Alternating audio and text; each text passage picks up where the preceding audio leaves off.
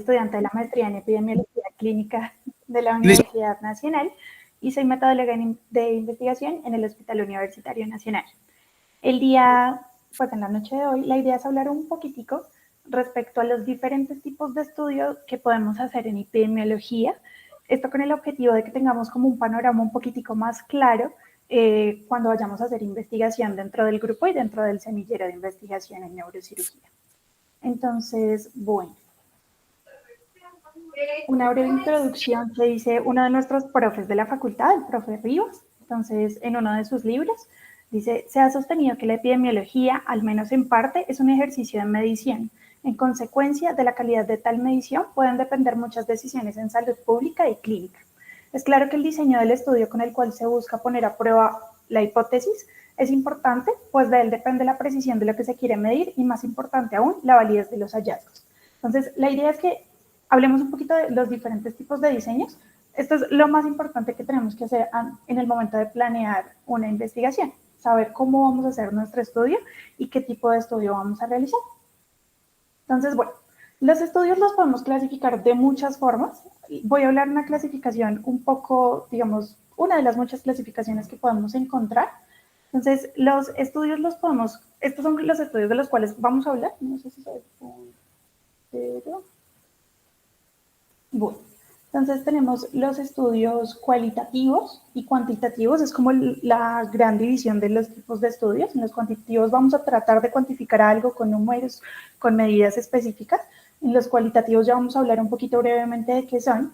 Cuando estamos mezclándolos unos con otros, hablamos de estudios mixtos. Los estudios cuantitativos, a su vez, los podemos dividir en observacionales, experimentales y cuasi experimentales. Y tenemos otro tipo de estudios que son como una mezcla entre muchos tipos de estudios de los cuales vamos a hablar acá. Entonces, algo muy breve de los estudios cualitativos. Esto es algo que dice una de nuestras profesoras de la maestría. Entonces, no todo lo que cuenta se puede contar. En este tipo de estudios no nos interesa cuantificar las cosas específicamente, sino que buscan explorar y entender el significado que un individuo o un grupo le da a un problema social o humano y buscan entender relaciones entre diferentes tipos de cosas. Entonces, los significados que le dan las personas y las sociedades a diferentes cosas, prácticas individuales y culturales, el entorno material o el contexto que tenemos en algún momento específico.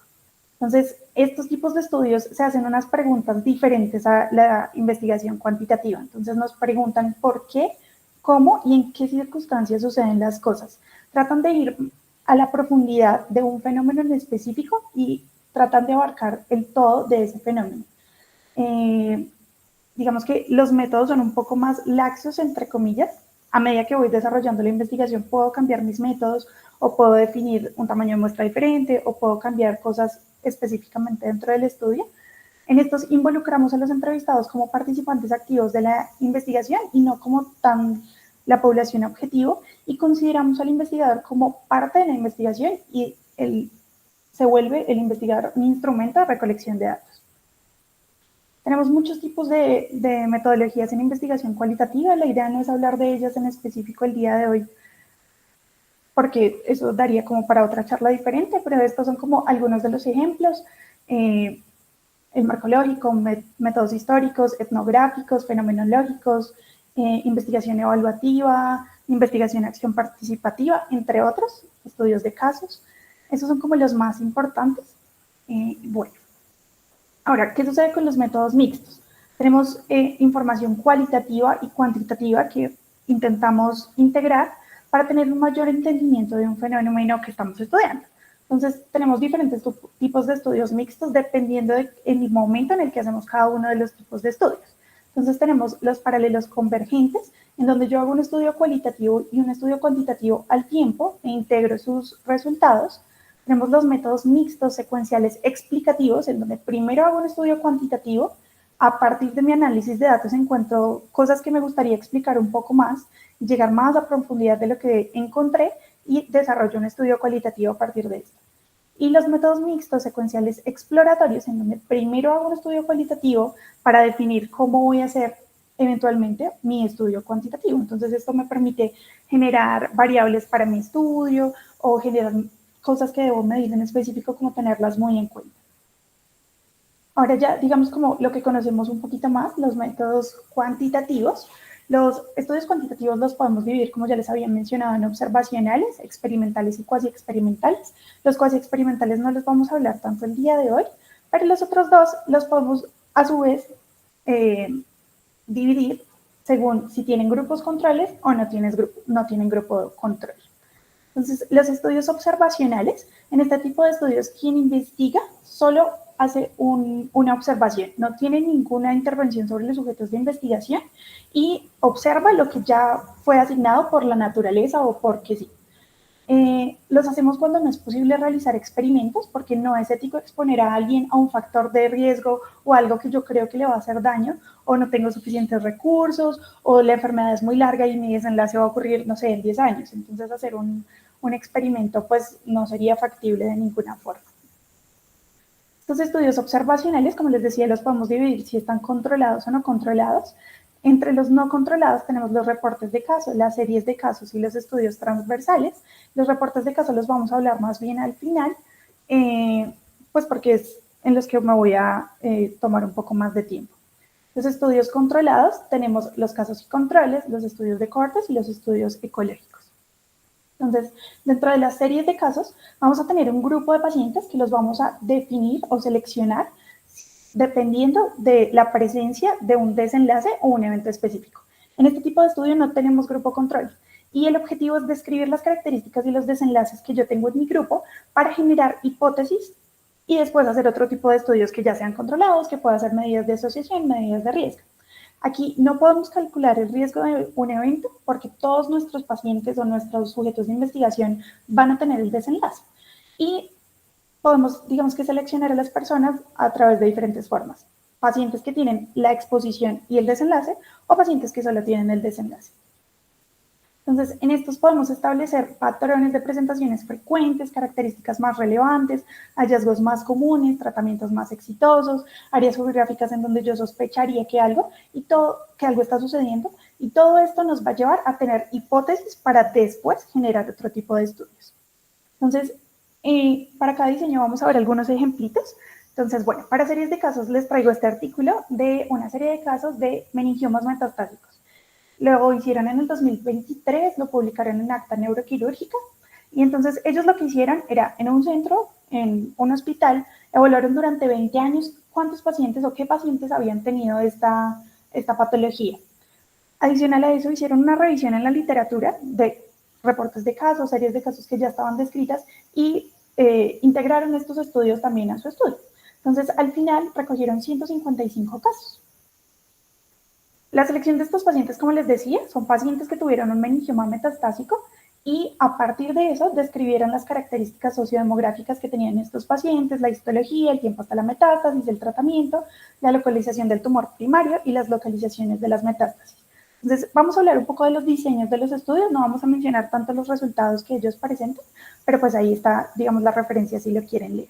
Entonces, el objetivo de este estudio, como les decía, es seleccionar a los pacientes que ya tienen una patología y a partir de esto describir. Entonces, yo, por ejemplo, si veo que en este estudio todas las mujeres, todos los pacientes que encontraron eran mujeres, ahí ya tengo mi hipótesis de que puede ser que esto sea más frecuente en las mujeres. O, no sé, con un tratamiento específico, inicialmente el meningioma, estos pacientes se presentaron todos porque tenían este tratamiento específico. Entonces yo ya puedo empezar a pensar en qué otro estudio puedo realizar para comprobar estas hipótesis que tengo. Entonces, hombres contra mujeres o tratamiento 1 versus tratamiento 2 en estudios de cohorte. Este es el objetivo de la serie de casos. Ahora, los estudios transversales, estos tampoco tienen grupo control, examinan las personas que forman parte de una población en busca de algo que me interesa a mí, recogen la información respecto a la exposición y al desenlace en un solo momento. Y aquí es donde decimos en epidemiología que esto es casi como una foto. Yo estoy tomando lo que sucede en un solo momento del tiempo, como una foto, no hago seguimiento y respondo a la pregunta de qué pasó en un momento en el tiempo. Este tipo de estudios nos sirven para saber la prevalencia de una enfermedad. Entonces, cuántos pacientes tienen una condición o una enfermedad en ese momento del tiempo que yo miro. Entonces, este es un estudio que realizaron en Japón. Ellos querían ver en unos pacientes que se iban a hacer una resonancia como de tamizaje para ver cuáles tenían aneurismas que no estaban rotos, cuántos fumaban. Entonces, esto no nos permite saber si es un factor de riesgo fumar para tener algún aneurisma, porque solo lo estoy viendo en el mismo momento del tiempo. No sé si en la exposición de fumar me va a llevar a tener el aneurisma. Podría sospecharlo. Entonces, de nuevo, este tipo de estudio también nos ayuda a generar hipótesis para después comprobar con otros tipos de estudios. Entonces, ellos cogieron adultos entre 26 y 90 años que les realizaron la resonancia. Y les realizaron también un cuestionario para saber cuántos fumaban. Entonces, de nuevo, estamos viendo la exposición y el desenlace en el mismo momento del tiempo. Podemos generar hipótesis, pero no podemos decir que esto es un factor de riesgo.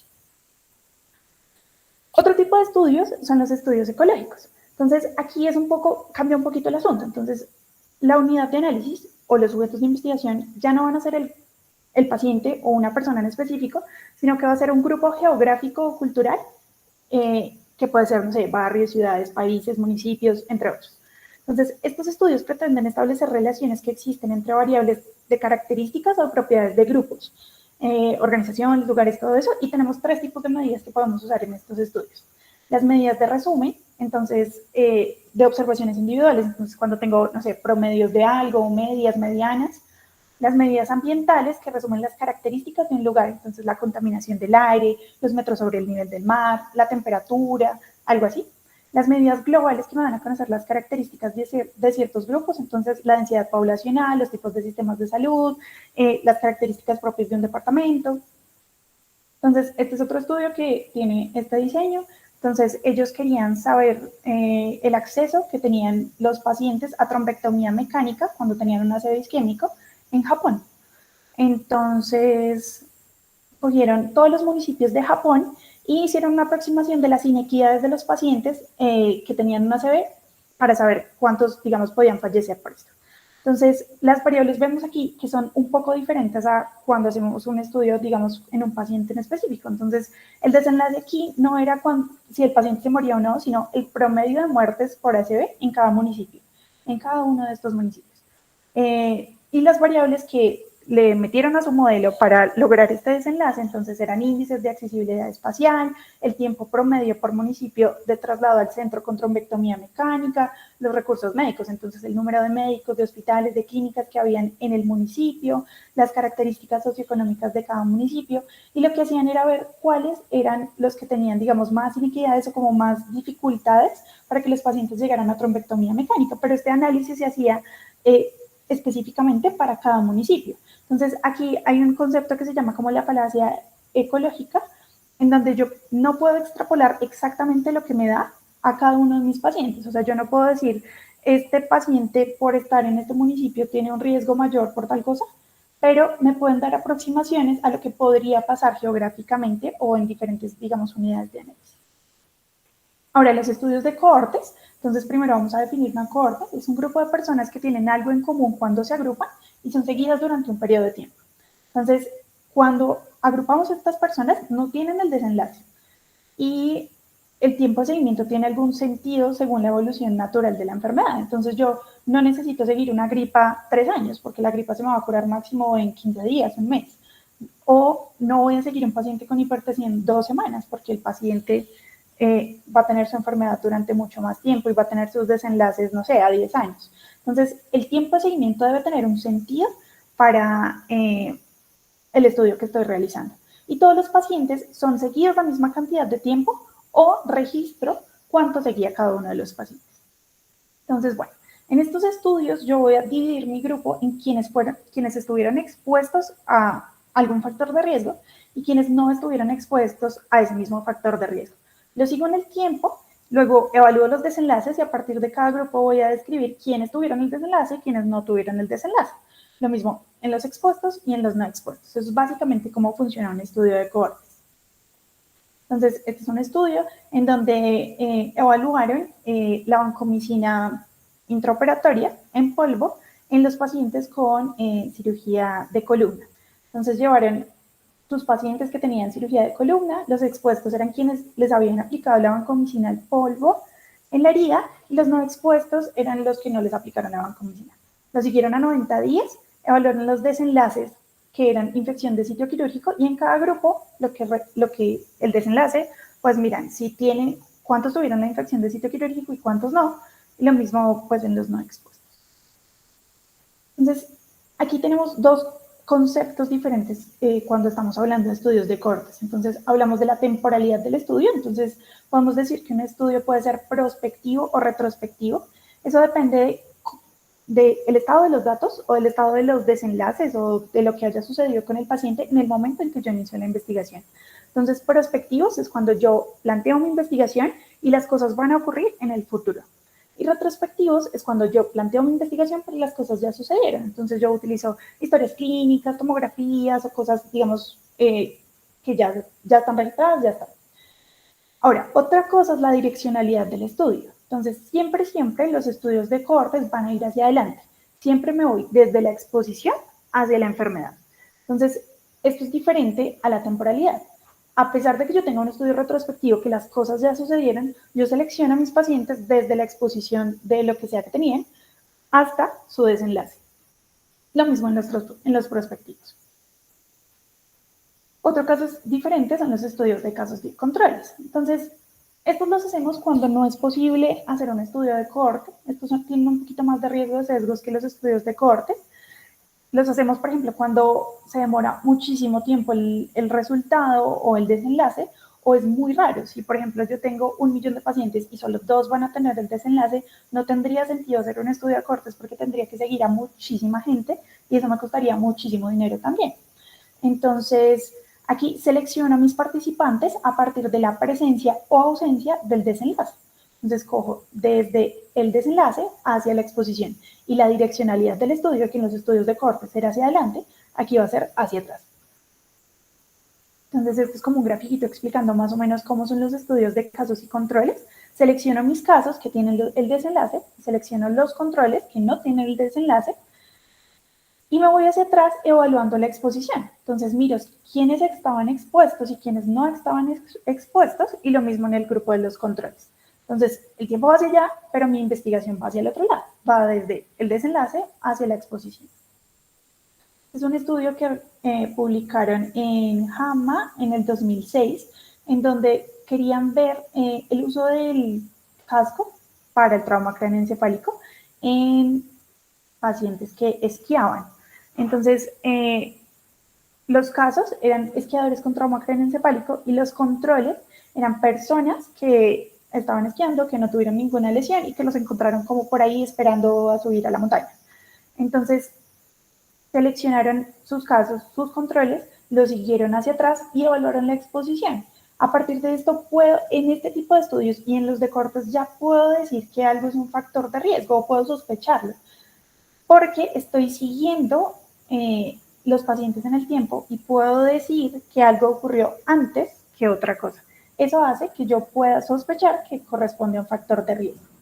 Lo mismo que evalúan cuáles estaban expuestos y cuáles no estaban expuestos. Eso es un poquito como los estudios observacionales. Ahora, los estudios experimentales. Entonces, en los estudios experimentales, el investigador, o sea, yo o la persona que sea, asigno la exposición. Yo pongo las condiciones de base. Yo digo, estos pacientes deben tener ciertas características y deben cumplir mi tratamiento como yo lo diga. Y a partir de eso voy a hacer el análisis de la información. Entonces, estos corresponden a un estudio especial de cohorte. Es casi lo mismo. Yo tengo unos pacientes que van a tener mi exposición, pero en este caso la exposición la estoy dando yo. Yo estoy diciéndole, este va para este tratamiento, este va para este otro tratamiento. Y determino las condiciones. Entonces, los ensayos clínicos sí o sí son prospectivos y comparan los efectos y el valor de una intervención. Y los que conocemos más frecuentemente como ensayos clínicos aleatorizados, o ECAS, siempre tienen control y corresponden a los ensayos clínicos de fase 3. Entonces tenemos estudios clínicos o ensayos clínicos que se comportan en 4 fases. Y los podemos dividir también en controlados o no controlados, aleatorizados o no aleatorizados, los que comparan con un placebo, tratamiento estándar, otras cosas, y como les decía, tienen 4 fases. Entonces, estas son las 4 fases de los ensayos clínicos. En las fases 1 vamos a tener muy poquitos pacientes y realmente no son pacientes, son voluntarios sanos que escogen participar en el estudio y esta fase de los estudios quiere estimar la tolerancia, la farmacocinética y la farmacodinámica. Buscan también saber la biodisponibilidad, la distribución del medicamento o de la intervención y lo más importante aquí es determinar la dosis máxima tolerada, que también nos va a dar la dosis tóxica. Entonces, bueno, aquí tenemos pocos pacientes, pocos voluntarios que son sanos. Aquí se puede hacer también como una excepción en los tratamientos que son muy tóxicos, como tratamientos para el cáncer, quimioterapias o algo así, en donde podemos tener pacientes que ya han probado todo y no le ha servido nada. Entonces, como que podríamos utilizarlos, no sé, podríamos tener este tipo de pacientes en estas fases también. Y no arriesgar, digamos, a un medicamento que va a ser bastante tóxico a un voluntario sano. Ahora, en la fase 2 de los ensayos clínicos voy a ver la actividad biológica o el efecto de mi intervención. Entonces aquí podríamos o no compararlos con grupos controles. Sí o sí vamos a tener, si no tenemos un grupo control, tendremos controles históricos, o sea, personas que ya tuvieron o no tuvieran de hecho la intervención, o el estatus pretratamiento de las personas que voy a incluir en mi estudio. Aquí podemos comparar también varias dosis y también tenemos, aquí ya podemos tener pacientes como sujetos de investigación y son también pocos. Luego tenemos los ensayos de fase 3, que son los que ya, digamos, todos tenemos en la cabeza cuando pensamos en un ensayo clínico. Aquí vemos la eficacia o la efectividad de una intervención. Siempre tenemos un grupo control que puede ser placebo o tratamientos existentes. Y también vemos seguridad. Aquí no tenemos tantos pacientes como tendríamos en un fase 4. Entonces, digamos, fase 1 tendremos una o dos docenas de pacientes, fase 2 tendremos 30, 40 pacientes, fase 3 ya tendremos unos 200, 300 pacientes y en fase 4 tendremos 2.000, 3.000 pacientes. Entonces, en la fase 3 vamos a encontrar los efectos adversos que son muy comunes. No tenemos tantos pacientes, entonces si ocurre un evento adverso en alguno de estos pacientes, es porque el evento es posible que lo encuentren muchos pacientes. Ya entre la fase 3 y la fase 4 existen aprobaciones como del INVIMA, de la FDA y de otras agencias regulatorias, y después los estudios de fase 4 van a ser estudios post-comercialización. Entonces el medicamento ya está en la sociedad, ya la gente se lo está tomando y nos sirven para hacer farmacovigilancia y para evaluar la seguridad de los medicamentos con eventos adversos raros. Entonces aquí ya tenemos muchísimos más pacientes y ya podemos definir cuáles son las cosas que no se van a producir tan frecuentemente, pero podrían ser graves también. Entonces, como les decía, esto se parece mucho a un estudio de cohorte. En los ensayos clínicos controlados aleatorizados vamos a tener un grupo inicial de personas que cumplen nuestros criterios de selección, los de inclusión y de exclusión. Vamos a aleatorizarlos a un tratamiento o a un grupo de control. Entonces tenemos nuestro tratamiento, que puede ser medicamento, cirugía, cualquier cosa, y el grupo control, que puede ser no intervención, placebo, tratamiento habitual u otro tratamiento. Entonces, aquí es bien importante que los ensayos clínicos ya tienen unas características éticas un poco más complejas. Entonces, yo no puedo, si ya existe un tratamiento para manejar alguna enfermedad, no puedo decir que no le voy a dar tratamiento a un paciente, o sea, que lo voy a dejar sin intervención, o no puedo decir que lo voy a dejar con placebo. Entonces, lo más básico, si yo ya tengo un tratamiento que existe, pero me estoy imaginando otro o estoy creando otro y creo que funciona de verdad, es que voy a dejar lo mínimo con el tratamiento habitual. Es diferente cuando no existe ninguna alternativa terapéutica para una condición en específico. Ahí sí puedo pensar en sin intervención, que sería como lo normal que sucede en la práctica clínica, o dejar como un placebo. Los placebos no es no tener tratamiento, es tener un medicamento o, bueno, una forma farmacéutica que es exactamente igual en presentación, digamos, visual, en el olor y en el sabor a mi tratamiento experimental. Entonces, bueno, eso es un placebo. A estas personas de mis dos grupos, pueden ser 2, 3, 4, 5 grupos, dependiendo de las características del estudio, los voy a seguir también en el tiempo y les voy a evaluar los desenlaces eventualmente según la patología que yo quiera evaluar. Y voy a determinar cuáles tienen el desenlace, que usualmente es cura o no cura, o control o no control. Y también voy a evaluar efectos adversos. Entonces, los ensayos clínicos también los podemos dividir en dos: los ensayos de eficacia y de efectividad. Entonces, eso es algo que van a encontrar muy frecuentemente en la literatura, por eso se los puse aquí como para que lo tengan muy en cuenta. Los ensayos clínicos de eficacia me dicen si un tratamiento funciona en condiciones ideales. Entonces, el paciente se tomó el medicamento exactamente como debía tomárselo, a la misma hora todos los días, no le faltó ninguna dosis. Y eso se llama un análisis por protocolo. Entonces, yo en mi protocolo de investigación voy a escribir cuál es la dosis exacta del medicamento, cómo se lo tiene que tomar el paciente, y si un paciente no cumple con las características de lo que yo le dije como debía tomarse el medicamento, lo saco del análisis, porque no cumplió como debía tomarse el medicamento. Eso hace que me dé condiciones ideales, o sea, el momento perfecto para el medicamento. Ahora, la efectividad es cómo funciona el medicamento en las condiciones reales. Entonces, a los pacientes se les olvida tomarse los medicamentos. A los pacientes les caen mal los medicamentos y entonces dejan de tomárselo 1 o 2 días, o se lo toman un día sí, un día no, les producen efectos adversos. Entonces, esas cosas ocurren, no hay tan buena adherencia. Y eso es algo, digamos, que uno necesita saber para saber también cómo le van a ir a los pacientes después de la comercialización del medicamento. Entonces, esto se llama un análisis por intención de tratar. Yo asigné a mis pacientes en mi aleatorización a un grupo de intervención y a un grupo de control, y voy a decir, estos pacientes que estaban asignados al medicamento de intervención, los voy a analizar así no se hayan tomado el medicamento. Eso hace que mi efecto disminuya un poquito, pero sea un poco más como relacionado a lo que ocurriría en la vida real. Entonces, eso va a hacer que si yo encuentro una diferencia entre mis dos grupos de tratamiento, pues mi efecto se disminuyó, pero si la encuentro es porque de verdad hay una diferencia. Entonces, aquí tenemos un ejemplo. Entonces, este estudio cogieron a pacientes que iban a llevar a derivación ventriculoperitoneal, los aleatorizaron a cirugía laparoscópica para ponerles la derivación o a una mini laparotomía, los siguieron 12 meses y evaluaron la falla de la derivación. Esto es un ensayo clínico, aleatorizo a una de las dos intervenciones, sigo a los pacientes en un tiempo y determino cuáles son los desenlaces de mi interés. Hay otros tipos de estudios de los cuales no voy a profundizar mucho porque son una mezcla bastante de los que ya he mencionado.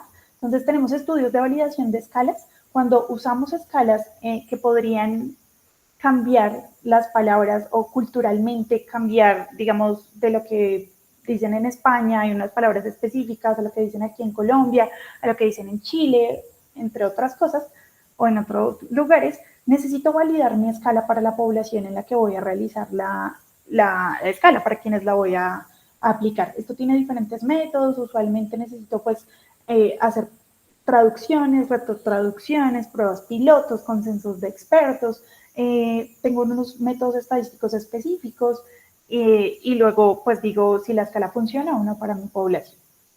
Tengo estudios de precisión diagnóstica que usualmente podrían computarse como estudios transversales o de cohorte, y en estos quiero saber qué también le va a una prueba diagnóstica para identificar alguna condición, alguna enfermedad o algo que yo quiera ver. Entonces comparo usualmente mi prueba con un gold estándar, que es algo que ya se aplica pero que podría ser, digamos, un poco más invasivo, más costoso o algo así, y determino qué tan bueno es mi prueba. Entonces esto lo voy a dar en términos de sensibilidad, especificidad, valor predictivo positivo o negativo, entre otras cosas. Los estudios de pronóstico pueden ser diferentes diseños, pero los que más conocemos como estudios de pronóstico son los estudios de cohortes pronósticas. Entonces aquí va a ser diferente, ya no escojo mis pacientes a partir de su exposición, sino que ellos ya tienen un desenlace, pero voy a ver si algo les cambió su pronóstico. Entonces igual es una cohorte porque sigo a mis pacientes en el tiempo, no les estoy haciendo ninguna intervención, sino que quiero ver algo en específico que podría hacer cambiar, que por ejemplo algunos se mueran más, otros se curen más, algo así. Las evaluaciones económicas, en donde uno de mis desenlaces va a ser el costo y voy a compararlo con algunos valores de efectividad. Las revisiones, que las voy a hablar un poquitico más adelante, y las guías de práctica. Entonces, las revisiones pueden ser de diferentes tipos. Entonces, tenemos revisiones narrativas, de alcance, sistemáticas, revisiones de revisiones, entre otras muchas más que hay. Entonces, las revisiones narrativas son las que conocemos como revisiones de tema. Digamos, estas no nos gustan tanto. Tenemos es casi como un resumen de artículos que ya han sido publicados en la literatura. Esto no tiene un método sistemático, yo simplemente me entro a alguna base de datos, coloco un tema y miro si encontré 3 artículos, entonces hago mi revisión a partir de esto.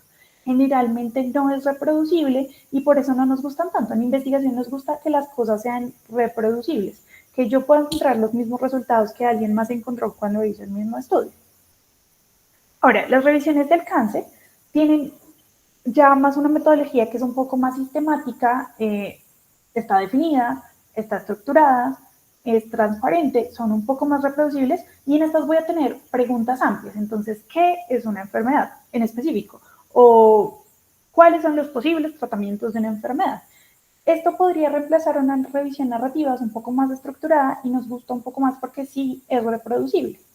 Sin embargo, en esta no evaluamos el riesgo de sesgos de los estudios que encontramos. Solo hacemos casi como una identificación de los estudios o de las cosas que hay en la literatura y las llevamos a un documento.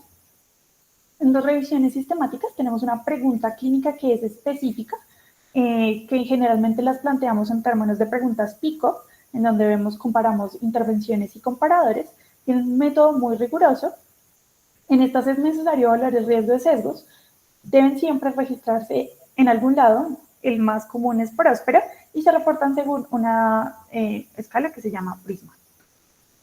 Y hay una cosa que es muy importante aquí para que lo tengamos en cuenta, que estas revisiones sistemáticas pueden o no tener metaanálisis. Un metaanálisis no es un tipo de estudio, es un tipo de análisis estadístico que se hace cuando hacemos una revisión sistemática. Entonces, si yo tengo algunos estudios que encontré en la literatura que son lo suficientemente homogéneos, es decir, tienen una población similar, evalúan más o menos los mismos desenlaces, cosas así, más o menos, puedo agrupar sus resultados a través de un metaanálisis. Entonces, de nuevo, los metaanálisis no son diseños específicos de investigación, sino que son un tipo de análisis estadístico. Otro tipo de revisión son las revisiones umbrella o revisiones de revisiones, en donde yo agrupo diferentes resultados de revisiones sistemáticas. Ahora, ya para la parte, digamos, como más larguita de la charla, entonces vamos a hablar un poco de los reportes de caso. Los reportes de caso, recordemos que hacen parte de las investigaciones observacionales. Aquí no tenemos un grupo control y estos van a ser netamente descriptivos. Entonces los encontramos aquí. No tenemos control de la exposición, no tenemos un grupo control y van a ser descriptivos.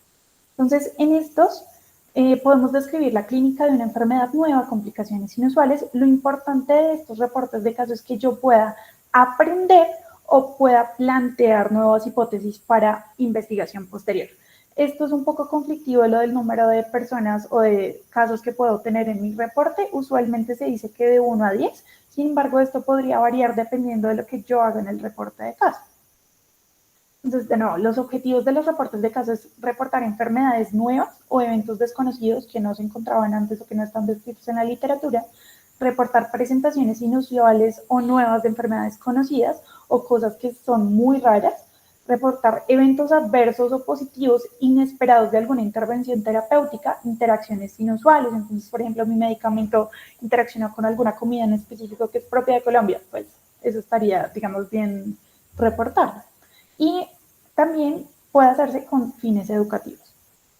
Entonces, las ventajas es que son rápidos, no tienen mucho costo, nos dan manifestaciones raras de algunas enfermedades y nos permiten aprender, podrían dar alertas epidemiológicas de casos o de enfermedades que, digamos, están matando muy rápido a la gente o cosas que están rarísimas, pero se están produciendo en varios lugares en una misma población. Entonces nos puede dar alertas epidemiológicas, permiten una rápida difusión y académicamente suelen ser útiles para entrenar a investigadores jóvenes en las reglas para escribir un artículo o para seguir las instrucciones para el autor en una revista. Las desventajas es que, de nuevo, no tienen grupo control, la población no es representativa de la población que tiene la enfermedad, es difícil comparar entre reportes de casos porque la información que se reporta no está estandarizada, el seguimiento podría no describirse en estos reportes de caso y son retrospectivos, entonces esto nos hace que puedan tener un poco más de sesgos. Entonces, ¿cómo vamos a publicar un reporte de caso? Publicar un reporte de caso es un poco diferente a hacer una investigación, que aquí no vamos a hacer primero la investigación y después buscamos dónde publicarlo, sino que aquí va a ser un poco al revés. Vamos a preparar primero el reporte de caso buscando dónde lo voy a publicar y después sí lo escribo con base a lo que encontré. Entonces, antes de escribir el reporte de caso, vamos a prepararlo. Vamos a buscar en la literatura casos similares que existan para ver si es relevante realmente reportar el caso. Entonces, ¿por qué es importante publicar este caso? Estas son como preguntas que nos tenemos que hacer. ¿Qué tiene de novedoso? ¿Qué tiene de interesante? ¿Qué pretendo enseñar a los demás con este caso? Algo que es muy importante en los reportes de caso, antes de escribir el reporte de caso, es que debo tener el consentimiento informado del paciente, debo tener un documento firmado por el paciente, y en este consentimiento debe haber una sección que diga que el paciente vio las fotos, las imágenes, todas las cosas que yo voy a colocar de él y que las aprobó. Si el paciente no nos da su consentimiento para publicar el caso, no podemos hacerlo. Entonces, esto es muy importante. Antes de ponerme a escribir el artículo, necesito firmar el consentimiento informado. Entonces, después de tener, ya miré en la literatura, sí, no hay reportes de esto es rarísimo, está súper interesante, ya firmé mi consentimiento informado, ahora voy a buscar la revista en donde lo voy a publicar. Entonces, la revista debe estar relacionada con el tema en el que lo voy a publicar. Entonces, hay diferentes herramientas en la web para seleccionar revistas, pero entonces, si yo tengo un caso que es súper interesante por sus imágenes, pues me voy por algo más de neuroradiología. Si tengo algo que es súper interesante por la técnica quirúrgica, pues me voy a algo propio de neurocirugía. Si es algo más de, no sé, de niños, pues me voy a algo propio de neurocirugía pediátrica, algo así. Como que la revista deba tener sentido también con el tema que estoy publicando. No voy a publicar un reporte de caso de neurocirugía en una revista de cardiología si no tiene nada cardíaco, pues no tiene sentido. Es importante también saber cuál es el alcance, los objetivos y la población objetivo de la revista. Entonces, si yo quiero que mi reporte de caso sea más académico, si sea más para estudiantes, pues me voy a ir para revistas que son un poco más para estudiantes. O si quiero encontrar los super especialistas del mundo, pues me voy a ir a revistas que son Q1, Q2, revistas que son como más top. Hay un concepto también importante que es muy importante en los reportes de caso, que son las revistas depredadoras. Entonces, las revistas depredadoras son revistas que cobran unos altos valores para publicar y no son revistas que verifiquen la calidad y la legitimidad de los resultados de la investigación que voy a publicar. Entonces, ¿qué hace? Me cobra un montón, no hace nada editorial, sino que solo me está cobrando e igual la publica. Eso hace que mi investigación o lo que sea que yo estoy publicando no sea tan válido ante la comunidad científica. Entonces, ojo con esto, en internet hay listas de revistas depredadoras, esto es súper común, entonces tengo que ponerle mucho cuidado a eso. Súper increíble si cuando estoy buscando una revista logro conseguir una revista que tenga Open Access, esto le va a dar más difusión a mi investigación, va a hacer que las personas puedan acceder más a lo que yo estoy escribiendo. Tengo que mirar cuáles son los costos de la publicación. En general, las revistas Q1, Q2, las revistas, digamos que todo el mundo conoce, pues cobran también un montón porque todo el mundo las conoce. Entonces, tengo que tener en cuenta los costos que estoy dispuesto a pagar y si mi investigación vale la pena pagar $3,000, $4,000 o si es un reporte de caso, pues me voy a una revista un poco más pequeña. Eso como que uno tiene que jugar un poquito también con eso de los costos. Reviso las métricas de la revista, el factor de impacto, los factores H, otras cosas que pueden uno encontrar. Entonces vamos a ver un ejemplo aquí. Yo quiero publicar un reporte de caso, me voy a buscar una revista, ya hice una lista, dije quiero publicar en neurocirugía. Esta revista es de la Sociedad Española de Neurocirugía y entonces yo voy a ir a Shimago, que es una plataforma donde me dice como cuáles son las características específicas de la revista, la busqué aquí, me dice que este es el índice H, que es una revista Q3, que es de esta sociedad, que se publica cada 2 meses, yo no sé qué, yo no sé qué. Aquí me dice cuáles son las características de la revista, entonces aquí me voy para 2024, era una Q3, entonces las revistas se clasifican en Q1, Q2, Q3 y Q4. Las Q1 son las que todo el mundo conoce, las Q4 son algunas un poco más pequeñas, y eso depende de qué tanto se citan los artículos, qué tanto publican, qué tan bueno es su proceso editorial, entre otras cosas. Aquí tienen algunas métricas, entonces me dice que, no sé, cuántas citaciones tiene, cuántos documentos tiene citables, cuántos no tiene citables, los documentos que tanto lo citan. Eso me interesa a mí para saber si tengo una investigación que es increíble, que mejor dicho me van a dar el Nobel, por eso pues no me voy a ir a una Q4 que nadie la va a ver. Me voy a ir a una revista Q1 para que todo el mundo la vea. Entonces, bueno, me voy a la página de la revista. Usualmente las páginas de las revistas tienen algún lugar que dice como publique su artículo. Y entonces yo voy a decir, me voy para la parte que dice guía para autores y aquí, por ejemplo, en específico en esta revista, me van a decir cómo debo reportar los casos clínicos. Entonces, dicen que esto debe ser importante para el conocimiento de la fisiopatología, la etiología u otras cosas importantes, que tendrá estas como secciones, entonces, introducción, casos clínicos, discusión y conclusiones, que tendré 1500 palabras, entonces, por eso es importante primero buscar la revista. Hay revistas que aceptan 1500 palabras, hay revistas que aceptan 3000, hay otras que aceptan 2000. En los reportes de caso no vale la pena primero escribir el reporte de caso y luego buscar la revista, porque voy a tener que hacer muchísimas versiones del mismo reporte de caso. Entonces lo que voy a hacer es buscar mi revista y a partir de lo que me están diciendo aquí, de las 1500 palabras, de las secciones, de lo que sea que tengo que poner, voy a escribir mi reporte de caso.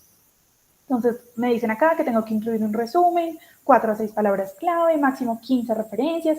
Esto es muy importante también. No todas las revistas aceptan el mismo número de referencias. Entonces esto es muy importante revisarlo antes de escribir el reporte de caso. Que puede incluir máximo 3 tablas o figuras, que el número de autores deben ser tantos. Esto también es muy importante. No nos podemos pasar de lo que dice la revista. Entonces, bueno, ya después de que hice mi preparación de cómo voy a hacer mi reporte de caso, ahora sí me voy a sentar a escribir el caso. Entonces, esto no tiene que ser en este orden que tengo aquí en específico. De hecho, el resumen y las palabras claves usualmente los hacemos al final, pero es más o menos cuál es el contenido del reporte de caso. Entonces, el título debe estar relacionado con el contenido de mi reporte de caso. Entonces, debe decir cuál es la patología que quiero reportar o cuál es la característica específica de un paciente.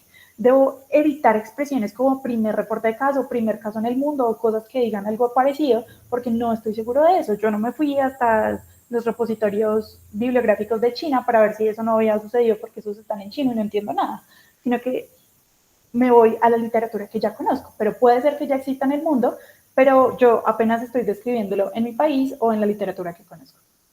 Y siempre debe decir 2 puntos, reporte de caso, o siempre debe tener en el título reporte de caso. Luego hago un resumen que depende de las características que solicita la revista. Los resúmenes en general para cualquier tipo de artículo pueden ser estructurados o no estructurados. Los estructurados son los que uno ve que dice como introducción, objetivo, materiales y métodos, discusión, conclusiones.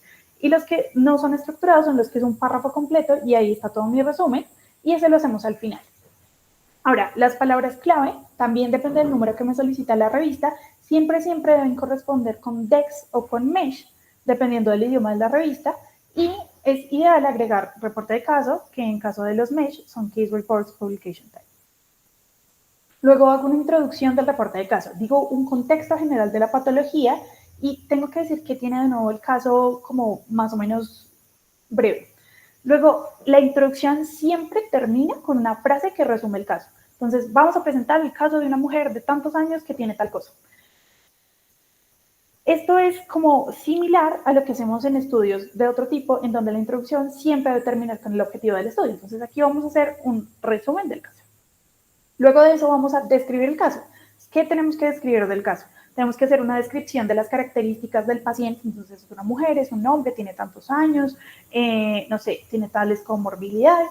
Luego decimos cuál es la historia del caso. Entonces, inició hace tantos meses y luego sucedió esto, el paciente consultó en tal momento y luego le dieron salida y luego le volvieron a entrar, algo así.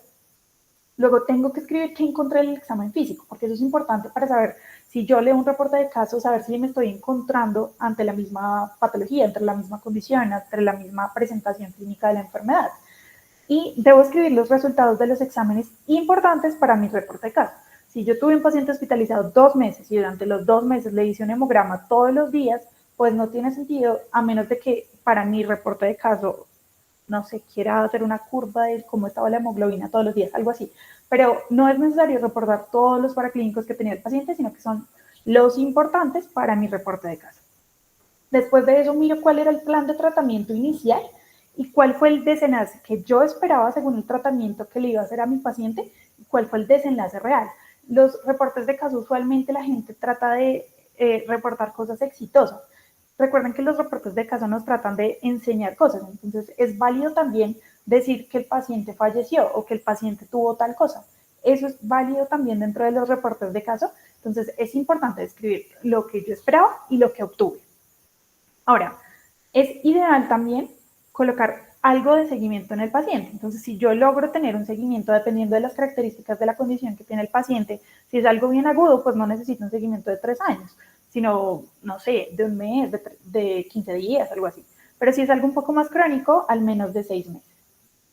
Y está increíble si uno logra la perspectiva del paciente respecto a lo que sentía en su condición, a lo que sentía respecto a su tratamiento y, bueno, diferentes cosas. Luego voy a hacer una discusión. Entonces, ¿por qué este caso en particular es importante? ¿Qué es lo nuevo que estoy aportando con este caso? ¿Cuál es el resumen de la literatura que se enfoca en lo novedoso del caso? Ojo aquí, el resumen de la literatura lo piden en algunas revistas y en otras no. Entonces aquí es importante revisar los criterios que decía la revista. ¿Esto se relaciona con la literatura que está descrita en el momento o que añade en mi caso a la práctica clínica que está pues en el momento? Termino con una conclusión en donde doy los puntos claves del caso, doy sugerencias, recomendaciones para el tratamiento, para evitar las cosas que sucedieron o para ver, no sé, como las experiencias exitosas también y qué debo aprender del caso resumido. Hay algo que también podemos incluir dentro del reporte del caso, como en esta partecita de la escritura del caso específicamente, que es una línea del tiempo en donde hago un resumen de los eventos que le ocurrieron al paciente. Entonces, hago un grafiquito en donde dice ingresó, cirugía, egreso, reingresó, tal cosa y se murió, algo así. Y para publicar un reporte de caso tenemos una lista de chequeo que se llama CARE, que nos funciona para reportes de casos y series de casos. Nos dan un reporte estructurado de la mínima información que debería estar en mi reporte de caso y tiene estas cosas. Entonces tiene el título, de lo que ya hablamos un poquito, tiene las palabras clave, el resumen, entonces me dice, debe tener su introducción, los principales síntomas del paciente, los principales diagnósticos, las intervenciones que yo le hice, la conclusión, luego la introducción del caso como tal, la información del paciente, entonces lo que ya les decía, información demográfica, los síntomas, el historial médico, las comorbilidades, luego los hallazgos clínicos que tenía, el calendario también puede ser la línea de tiempo que les decía, como en una tabla o en una figura, luego la evaluación diagnóstica, qué pruebas le hice, cuáles fueron los problemas para el diagnóstico, qué fue lo que yo estaba pensando en el momento que le hice el diagnóstico, cuáles son las características del pronóstico de esta patología en específico, luego qué le hice en el tratamiento, qué intervención le hice, cómo se la hice, si le cambié en algún momento el tratamiento al paciente, algo de seguimiento, entonces cuáles eran los resultados, lo que les decía, esperados, los obtenidos, las cosas que fueron adversas, imprevistos, cosas que yo no me esperaba, la discusión, entonces algo de la discusión de la literatura, la justificación de las conclusiones, lo que yo puedo aprender de este caso, la perspectiva del paciente, como les mencionaba, esto sería increíble tenerlo, hay veces que no se puede porque el paciente falleció, porque el paciente tiene algún grado de discapacidad y no nos puede hablar, pero entonces en estos casos podríamos pensar algo como del familiar o algo así si es relevante, no es necesario, y el consentimiento informado. Entonces, ya terminé de escribir mi reporte de caso, ya tengo un documento listo. Entonces, después de escribir, ¿qué voy a hacer? Todos los autores deben revisar el documento. Entonces, si yo voy a meter a 4 personas, esto funciona para reportes de caso y para cualquier investigación que yo haga, todos deben revisar el documento que hice, todos deben dar sus aportes, sus correcciones. Es importante también revisar la privacidad del paciente. Entonces, acordémonos que estamos reportando un caso, una anomalía, algo que no es tan común. Entonces, es súper fácil identificar al paciente por anomalías o por cosas. Entonces, garanticemos que, aparte de que ya estamos diciendo algo que es rarísimo, ocultemos las cosas que podrían identificar a los pacientes. Entonces, en la cara, los ojos, si tenemos imágenes diagnósticas, pues verifiquemos que no tengan el nombre del paciente, marcas de nacimiento que pueden tener los pacientes en las extremidades o en el cuerpo, tatuajes, todo eso es importante difuminarlo o poner algo encima o lo que sea.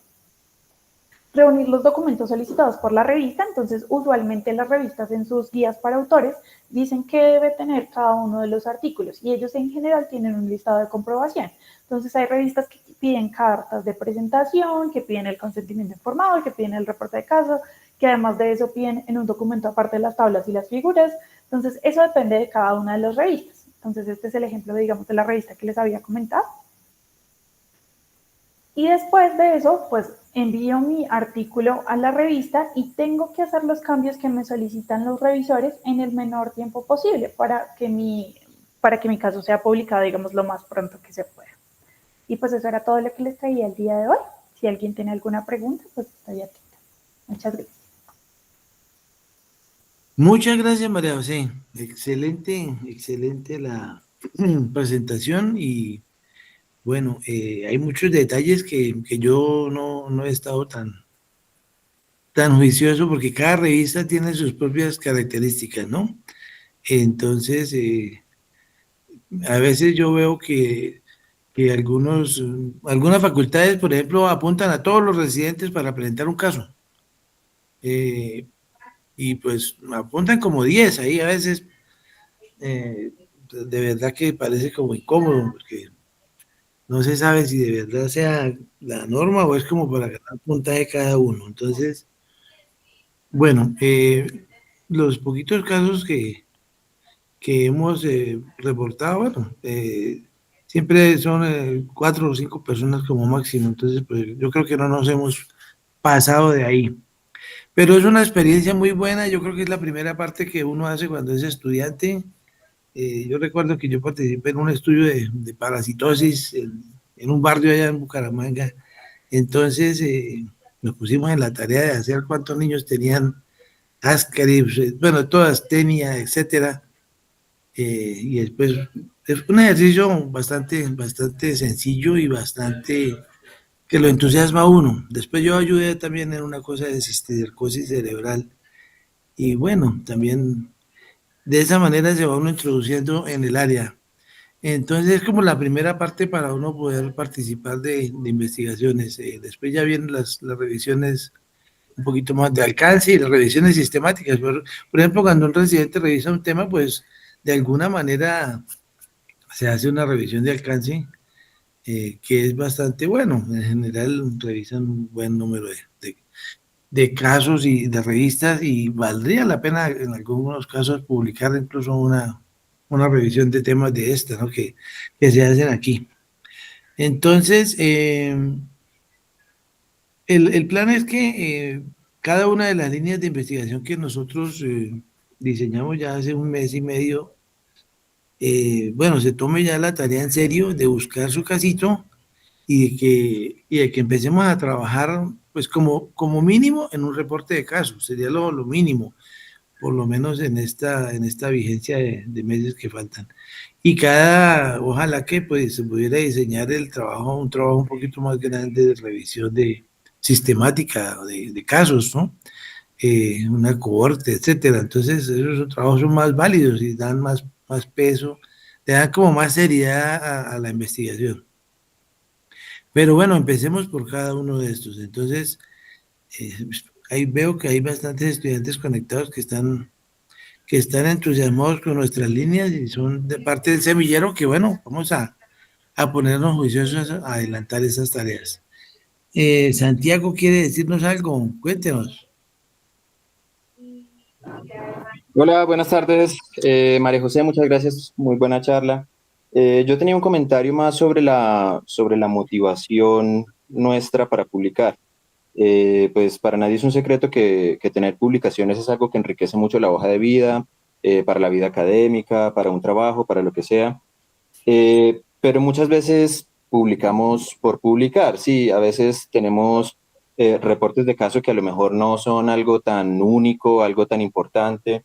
O digamos, el otro problema que veo a veces es que hacemos el análisis al revés. Vemos qué pacientes tengo y me invento qué tipo de estudio puedo hacer con esto. Y la idea es hacer justamente lo contrario. La idea es que siempre que investiguemos estemos acompañados de un experto clínico que tenga un dominio suficiente del tema para saber en qué punto hay un vacío de conocimiento. Ese vacío de conocimiento nos genera una pregunta y cada tipo de pregunta pues, nos va a generar un tipo de estudio que puede ayudar a resolver. Muchas veces como lo hacemos para el trabajo de grado o como les digo, simplemente por publicar, pues no vamos a ese punto final del vacío del conocimiento, sino que veo que tengo más a la mano, que puedo hacer más fácil y eso lo publico. No lo critico del todo porque pues sí es muy importante tener hoja de vida y tener reportes de casos es fundamental y es la forma en la que nos acostumbramos a escribir de manera estructurada, etcétera. Pero sí es importante, por ejemplo, esto que están haciendo de los semilleros, para, por ejemplo, empezando con revisiones de alcance, empezando con trabajos más pequeños, llegar a ese punto del vacío del conocimiento para tener una pregunta que responder y pues diseñar los estudios correspondientes. Ese es como el comentario y recomendación.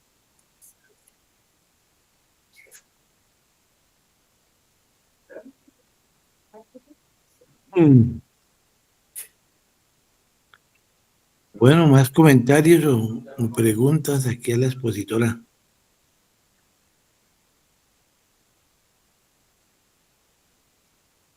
Profe, pues agradecerle a María José por el tiempo, por la paciencia que nos ha tenido y pues motivar a cada líder de seminario, de semillero para que sigamos a los consejos de Santi en cuanto a hacernos preguntas, hacer revisiones en cada semillero que nos arrojen como hipótesis, incógnitas, que motiven como a escribir, ¿sí? Porque pues es importante para nuestro programa fortalecer esas como habilidades, ¿sí?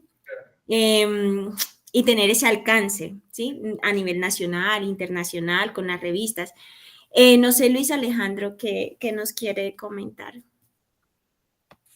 No, yo solo tenía una pregunta para María José que sí me surgió en su momento cuando quería hacer este tipo de proyecto. ¿Qué tan fácil es hacer un metaanálisis de reportes de casos? ¿Sabes algo al respecto? ¿Has visto algo sobre eso?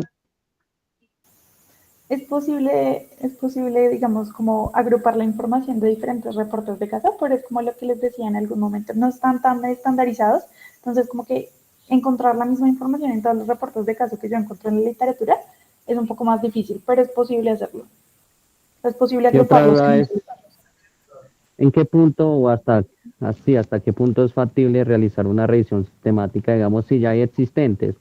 Hay un periodo, no sé, plazo de 3 años o algo en donde sea aconsejable. Bueno, en este punto sería viable realizar una nueva revisión sistemática. ¿Qué recomendarías? Una revisión sistemática es válida hasta que sale un nuevo estudio que podría incluirse. Entonces, si yo tengo una revisión de hace un año, pero justo este año me salió un estudio que podría cambiarme los resultados o que no, pero tendría sentido incluirlo dentro de la revisión, es válido hacer otra revisión. Ujú. Bueno, muy Listo, bien. muchas gracias. Muchas, muchas gracias, María José. Estuvo muy chévere la presentación. Felicitaciones porque domina ampliamente el tema. Eh, y estaremos convocando para más reuniones de nuestro servicio de neurocirugía. Muchas gracias y que descansen.